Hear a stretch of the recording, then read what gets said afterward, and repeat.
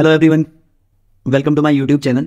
मेरा नाम चिराग है और आज हम बात करने वाले हैं पीसीबीएल और नुवामा वेल्थ मैनेजमेंट के Q2 FY25 के रिजल्ट्स के बारे में।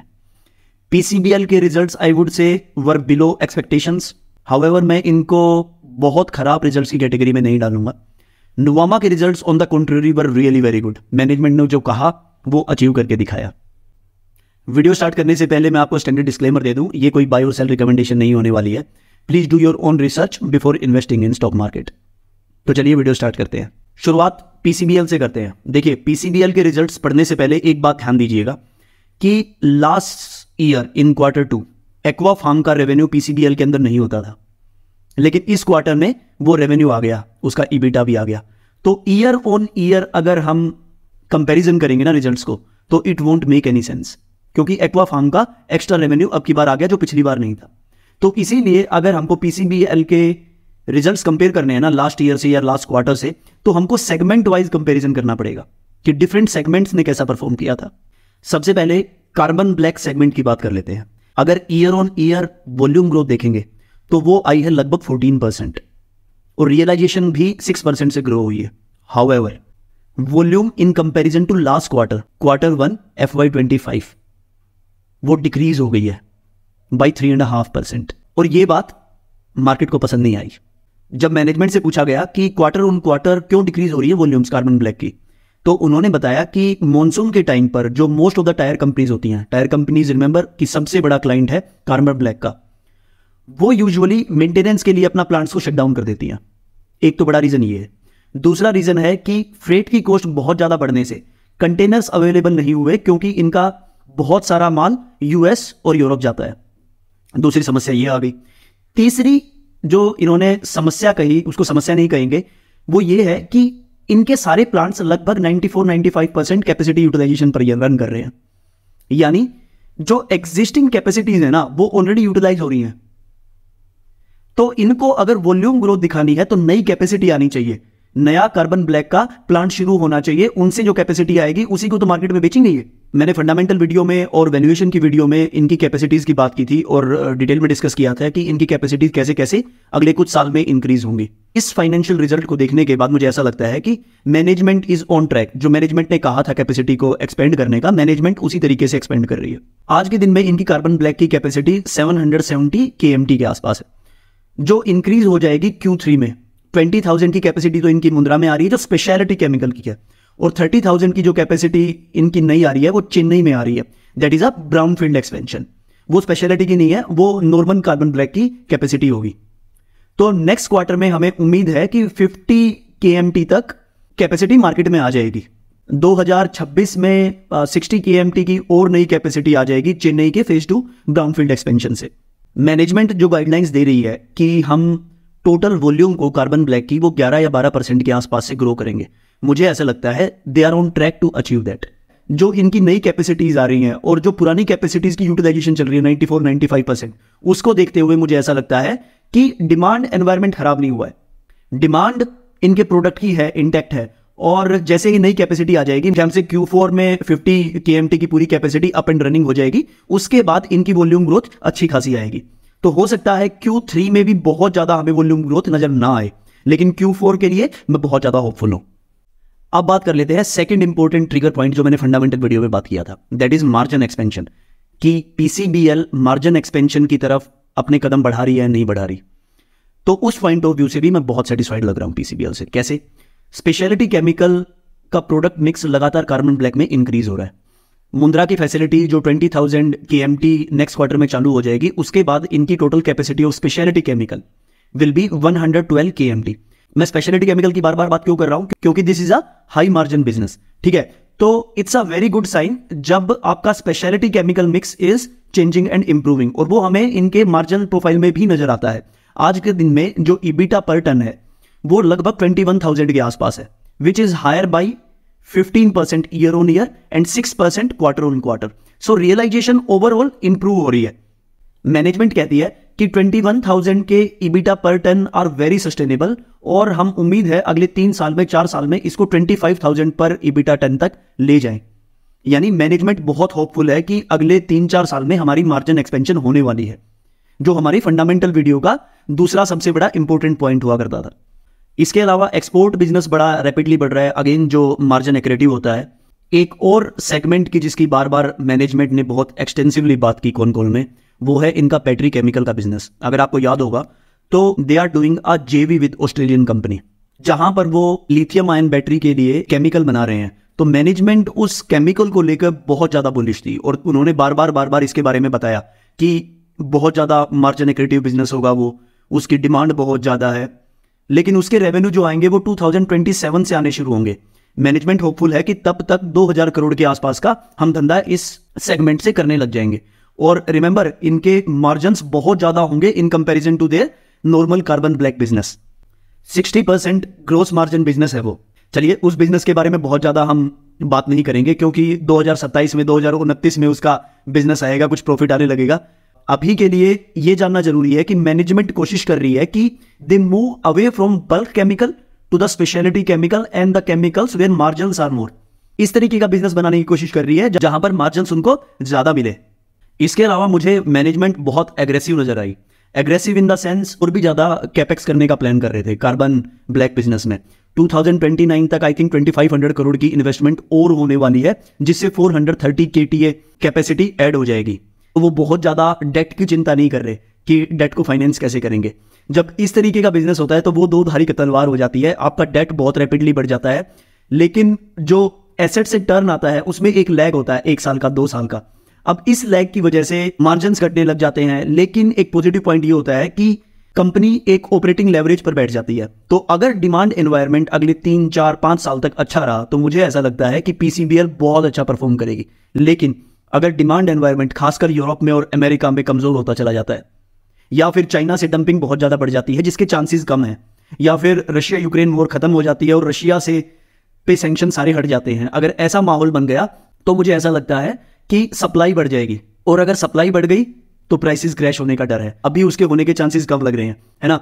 तो मुझे ऐसा लगता है कि अगले 3-4 साल तक अगर मैनेजमेंट ने जो गाइडलाइंस दी हैं उन पे डिलीवर करते रहे और डिमांड एनवायरनमेंट अच्छा रहा तो हमारा पैसा बनता चला जाएगा। अब बात कर लेते हैं इनके newly acquired aqua farm business के बारे में। देखिए, कार्बन ब्लैक को लेकर मैं काफी बुलिश हूं, हाउएवर एक्वा फार्म को लेकर मैं उतना बुलिश नहीं हूं जितना मैं पीसीबीएल के लेगेसी बिजनेस को लेकर हूं। रीजन क्या है? रीजन ये है कि एक्वा फार्म को जब इन्होंने एक्वायर किया था ना, तो उस समय एक्वा फार्म लगभग 20% के आसपास इबिटा मार्जिन बिजनेस करता था, स्पेशलिटी केमिकल बनाता था। इस क्वार्टर में एक्वा फार्म ने लगभग 350 करोड़ का रेवेन्यू किया, सिर्फ 15% मार्जिन के आसपास, जो पीसीबीएल के टोटल मार्जिन से भी कम है। उसके बाद मैनेजमेंट बार बार बोलती है कि हम एक्वा फार्म के बिजनेस को एक्सपेंड कर रहे हैं, यूएस में 500-600 करोड़, इंडिया के अंदर एक्सपेंड कर रहे हैं, हर क्वार्टर में नई कैपेसिटी लेके आ रहे हैं। तो मुझे ऐसा लगता है मैनेजमेंट को पहले इस धंधे को अपने अंदर इंटीग्रेट करना चाहिए, उसके बाद आहिस्ता आहिस्ता मार्जिन्स को वहां पर लेके जाना चाहिए जहां पर वो इनिशियली होने चाहिए थे। एक्सपेंशन की बात उसके बाद करनी चाहिए, ऐसा मेरा पर्सनल विचार है। हो सकता है मैनेजमेंट मुझे टोटली गलत प्रूव कर दे और एक्सपेंशन और मार्जिन्स दोनों ही एक साथ बहुत रैपिडली बढ़ जाए अगले 2 या 3 साल के अंदर, जैसा कि मैनेजमेंट गाइडेंस दे रही है। आज के दिन में capacity utilisation of aqua farm is just 75%। उसके बाद मैनेजमेंट ने जो यूएस में इनका ऑयल और गैस केमिकल जो जाता है उसकी डिमांड भी कमजोर बताई। अकॉर्डिंग टू मैनेजमेंट डिमांड उतनी ज्यादा नहीं है जितनी होनी चाहिए। अगर एक्वा फार्म की गाइडेंस की बात करें तो मैनेजमेंट कहती है कि FY26 से ये एक्वा फार्म की टॉप लाइन को 17-18% से ग्रो करने लग जाएंगे और जो इनके मार्जिन्स वो 20% अचीव हो जाएंगे। 2029 में ये 25% मार्जिन्स तक ले जाने की बात करते हैं। अब मैनेजमेंट ये बात जो बोल रही है ये अच्छी लग रही है, सुनने में अच्छी लग रही है। ऐसा होता है तो हमसे ज्यादा खुश कोई नहीं होगा, लेकिन हमें बड़ा कॉशियसली देखना पड़ेगा इस धंधे को कि मैनेजमेंट इसको सीमलेसली इंटीग्रेट कर पाती है या नहीं कर पाती, जैसी हमें उम्मीद है।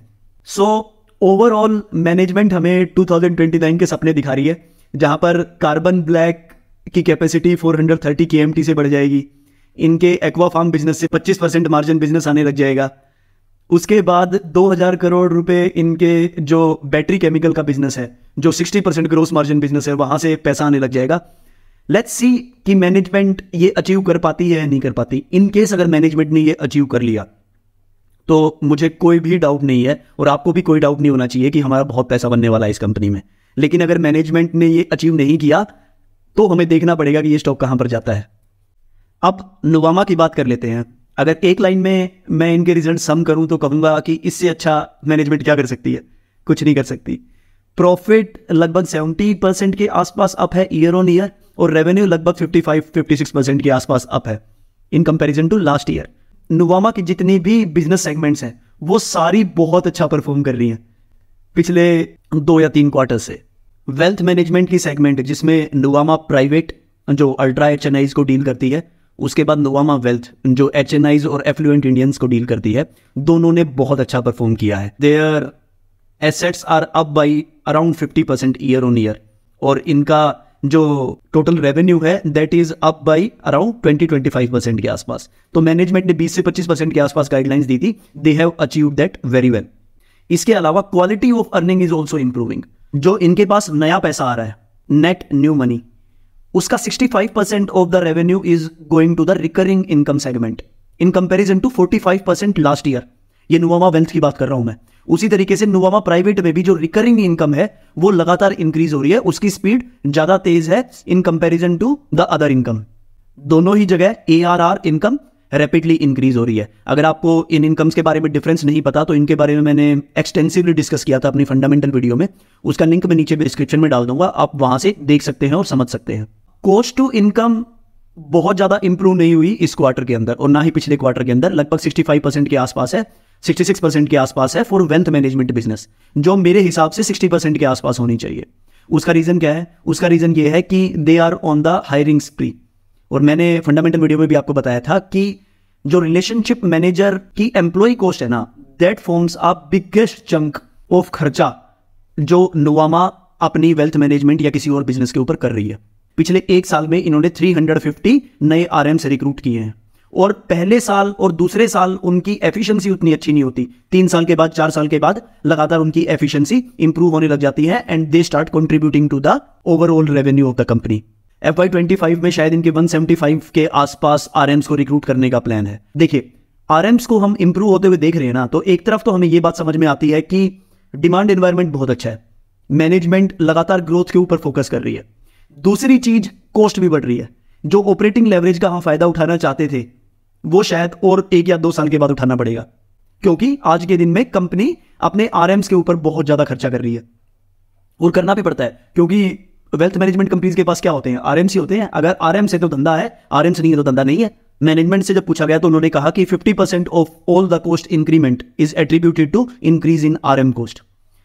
सो मुझे ऐसा लगता है कि अगले 2-3 साल में शायद हमें कॉस्ट टू इनकम भी थोड़ी सी कम होती नजर आ जाएगी, 60% के आसपास जाती हुई नजर आ जाएगी। अब दूसरी सेगमेंट की बात कर लेते हैं, एसेट मैनेजमेंट सर्विसेज।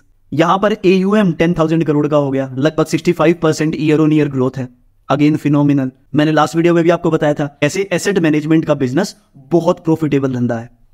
एक बार फिक्स्ड कॉस्ट बहुत ज्यादा है, लेकिन जैसे ही फिक्स्ड कॉस्ट से हम ऊपर चले जाते हैं तो उसके बाद हमारी इनकम बहुत ज्यादा रैपिडली बढ़ती है। तो इसीलिए आज के दिन में इनका AUM लगभग 10,000 करोड़ के आसपास है। जैसे जैसे ये 15,000 या 20,000 करोड़ के आसपास जाएगा, मुझे ऐसा लगता है कि इस बिजनेस से बहुत ज्यादा रैपिडली प्रॉफिट आना शुरू हो जाएगा। मैनेजमेंट की गाइडलाइंस के हिसाब से नेक्स्ट ईयर सितंबर-अक्टूबर के आसपास ये बिजनेस सेगमेंट भी प्रॉफिटेबल हो जाएगी। जिस तरीके से इनकी ग्रोथ नजर आ रही है, मैं इस धंधे को लेकर बहुत ज्यादा बुलिश हूं, क्योंकि ऑपरेशनल लेवरेज का बेनिफिट हमें अगले 1-2 साल में नजर आने लग जाएगा। अब ये AUM इनका इतनी तेज रैपिडली बढ़ कैसे रहा है? तो सबसे पहला रीजन है कि ये नए नए प्रोडक्ट्स लेके आ रहे हैं, लॉन्च कर रहे हैं। जैसे एक फ्लेक्सी कैप का इनको रिसेंटली सेबी से अप्रूवल मिला है, फ्लेक्सी कैप फंड ये लॉन्च करेंगे। रियल एस्टेट फंड इन्होंने लॉन्च किया है which is performing really well. उसके बाद एज फंड्स जो इन्होंने लॉन्च किए हैं, they are also performing really well. तो प्रोडक्ट जो ये नए नए लॉन्च कर रहे हैं, they are very popular among investors. उसके बाद डिस्ट्रीब्यूशन भी कंपनी अच्छा फोड़ रही है। डिस्ट्रीब्यूशन कैसे करते हैं ये? एक तो नुवामा वेल्थ और प्राइवेट से अपने प्रोडक्ट्स दिखवा देते हैं। इनके क्लाइंट्स हैं नुवामा प्राइवेट में और नुवामा वेल्थ के अंदर, उनसे कहते हैं कि ये वाले प्रोडक्ट खरीद लीजिए। एक तो डिस्ट्रीब्यूशन वहां से हो जाता है। दूसरा डिस्ट्रीब्यूशन होता है कंपनी के अंदर से नहीं, कंपनी के बाहर से, बैंक्स के थ्रू, जो प्राइवेट एसेट मैनेजमेंट कंपनीज हैं उनके थ्रू ये अपने प्रोडक्ट्स बेच रहे हैं, अपने एसेट मैनेजमेंट बिजनेस को एक्सपेंड कर रहे हैं। अब इनकी लास्ट सेगमेंट की बात करते हैं, कैपिटल मार्केट सेगमेंट। मैंने फंडामेंटल वीडियो में भी आपको बताया था कि इस सेगमेंट में जो सबसे बड़ी इनकी USP है वो कस्टडी एंड क्लियरेंस का धंधा है।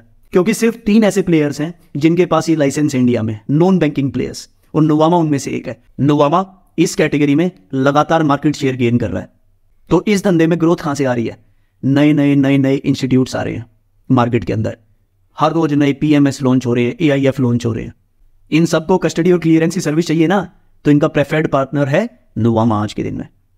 उसी तरीके से इन्वेस्टमेंट बैंकिंग का धंधा बहुत बढ़िया चल रहा है, हर रोज नए आईपीओज आ रहे हैं, क्यूआईपीज आ रहे हैं मार्केट में। इन्वेस्टमेंट बैंकिंग की सर्विसेज कौन देता है? नुवामा देता है। इवन जो इंटरनेशनल क्लाइंट्स हैं, इंस्टीट्यूट्स हैं जो इंडिया में इन्वेस्ट करना चाहते हैं एआईएफ के थ्रू या पीएमएस के through, for them Nuvama is turning out to be the preferred partner. इनका रेवेन्यू कैपिटल मार्केट सेगमेंट में इस साल डबल हो गया है। तो there are huge tailwinds that are happening in this segment too. तभी तो मैंने कहा था कि जितनी भी सारी सेगमेंट हैं वो बहुत अच्छा परफॉर्म कर रही है नुवामा की। अगर शेयर मार्केट में पैसा आता रहेगा तो नुवामा पैसा छापता रहेगा, नुवामा पैसा बनाता रहेगा, कोई दिक्कत नहीं है। हाँ, प्रॉब्लम उस दिन आएगी जिस दिन मार्केट्स डाउन चली जाएंगे, बेयर मार्केट में चले जाएंगे।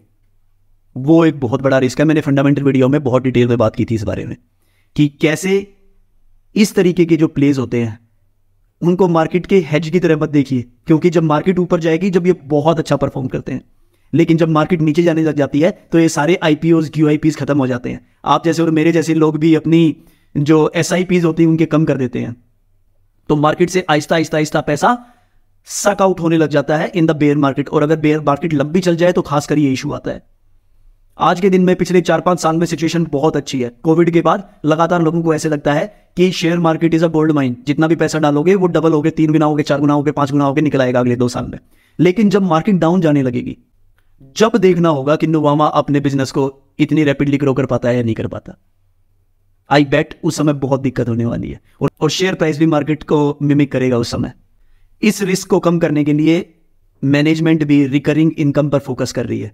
मैनेजमेंट कोशिश कर रही है कि ये जो कैपिटल मार्केट से बिजनेस आता है उससे ज्यादा बिजनेस एसेट मैनेजमेंट सर्विस से आने लग जाए या वेल्थ मैनेजमेंट सर्विसेज से आने लग जाए। और इनकी उम्मीद है कि अगले 3-4 साल में first segment and the second segment will account for around 80% of their whole revenue.